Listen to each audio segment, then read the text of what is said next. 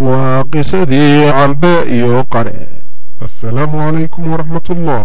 وعليكم السلام ورحمة الله وبركاته. ونيا وجهك ويقول الله حقنا هو أكتري. dadku waa isu wada eg yihiin ama qof kale u khaldaysaa.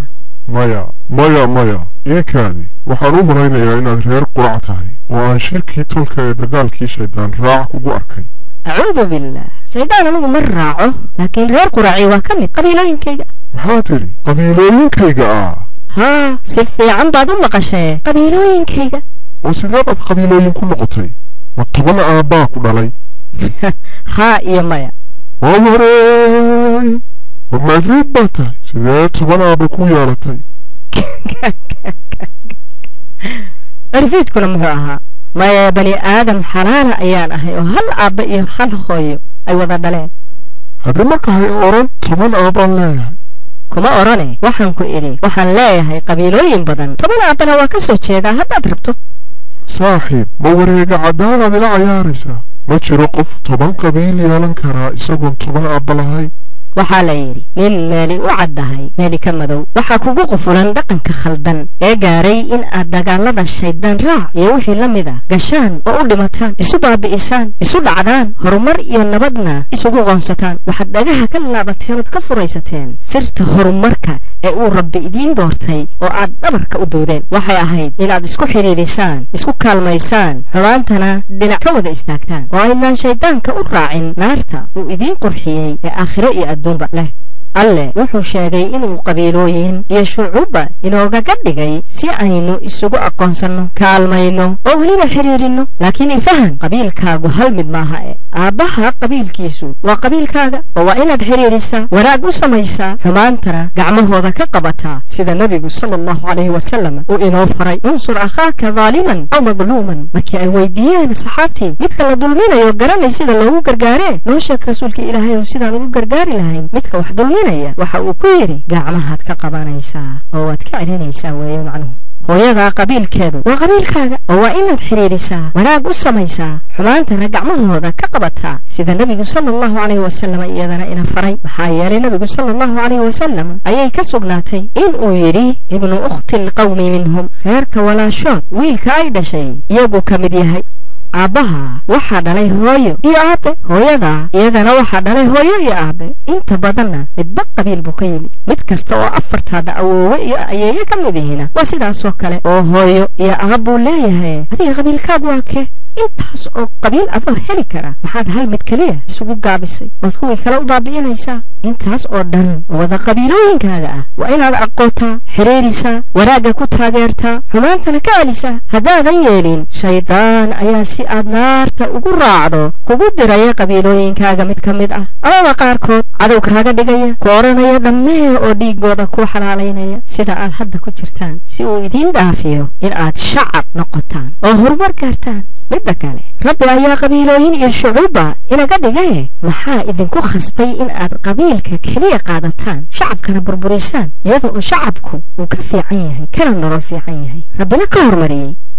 haddana shacabnimadaas ay nolol wanaagiina iyo horumarkiinuba ku xiran yihiin oo adduunka maanta aynaan waxba ka ahayn haddaynaan shacab is haystaa oo xoog leh oo gacmaha isu qabsada kana fakara sidii ay wanaagooda ummadeed u gaari lahaayeen uguna huri lahaayeen danaha shakhsiga ama kuwa qabiilka ee yaryaree hoose iyaga oo midka shacabka ka hormarinaya dantaa yarta ah ee khaaska ah.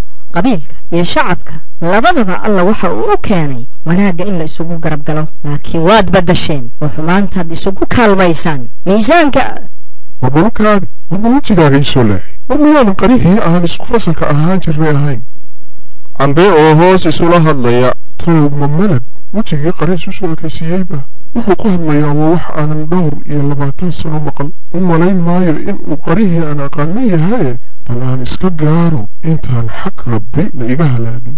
محان سكون هذا بلو قريه صحدا أهان قوي الله إله وحو يهيب ورنتيس وذي الرئيس تايبان أحي انت صوت شوبين إمسان أركيويل أبتيك يسرون عاية أما دليا اسكدعت كلا نولنا وحا نوجدن بيسي انتي آنكو هلني دولدي كعانك يا آنك أنت يدكو بربوريني كنتم شربي قبتين محان أولي هل شر وهذا الملائكات كاني كدحيارو انت قلبي فرون كل جيستها أن مدح أروحي لهيني مجرتيني مسيطلو وقرك ليه كانوا السياس وحوفها ساني بما جرتو الله إلهي أنا الناشا كقعو ورنتيس والله ورنتيس والفير إثيوبيا إيدان وضدك للدونة كلا أفف ألا كله كان يوصلوا كلا كنتم لقاء أي جاريان سيغ ليري نلوش أي هاستانا هداي حتى الشعب كالصوماليات قدمي براروج لهايين أفرتن كالصنوع إسوس عدا إنا نقارنا وعدكتها سينا لوقتني الله محوعيل إسو حسوسيني وحواقاس أهين دولة برواقة قاركودنا بولو بي عاصمته وهاي الله إله بل إسنبقبتو أنا نو إسكبلابو وأرد كشقايو سي أن مغالبيدا وقدقو أنا وكري مالين قليه مايا مالين غيرتها أسبوع قدهيس أما أسبوع نيرادا مايا سنة قدهيس لكن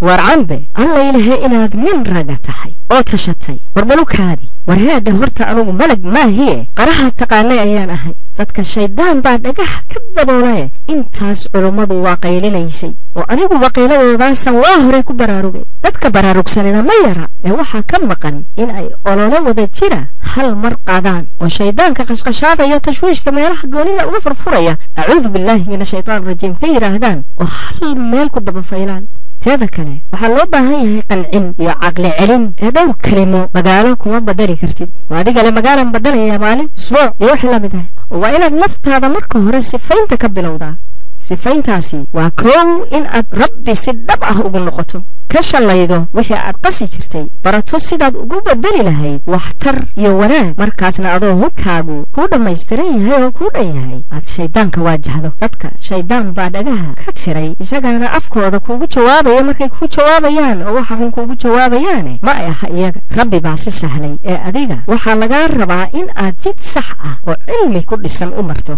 balakeen aan ku geeyo kumanaanka baraarugsane allow aanan dantayada ku seegin annaga oo inaan danteedii gaarayna isu haysana 25 sano ay nagu sii maraysaa balkici